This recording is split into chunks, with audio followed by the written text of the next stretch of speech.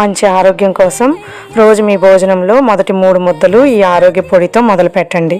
ఒక ప్యాన్ తీసుకొని 10 ఎండుమిర్చి, 2 స్పూన్లు ధనియాలు, 1 స్పూన్ జీలకర్ర వేసి వేయించుకొని పక్కకి తీసుకోవాలి. అందులోనే 1/2 cup pumpkin seeds, 1/2 cup flax seeds వేసి వేయించుకోవాలి. 1/2 కప్ నువ్వులు కూడా వేసి వేయించుకొని తీసుకోవాలి. ఇప్పుడు గుప్పెడు కరివేపాకు కూడా వేసి వేయించుకోవాలి.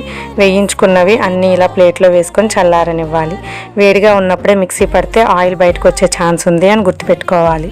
ఇలా పూర్తిగా చల్లారినాక మొదట ఎండుమిర్చి, ధనియాలు, జీలకర్ర మిశ్రమాన్ని మిక్సీ పట్టుకున్నాక మనం వేయించుకున్న సీడ్స్ కూడా వేసి గ్రైండ్ చేసుకోవాలి.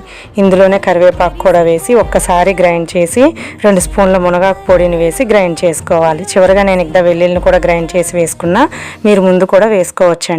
అంతే అండి, ఎంతో ఆరోగ్యకరమైన పొడి రెడీ అండి. మీ కుటుంబ ఆరోగ్యం కోసం ఈ హోమ్ మేడ్ ఆరోగ్య పొడిని తప్పకుండా ట్రై చేసి ఎలా వచ్చిందో కామెంట్ చేయండి.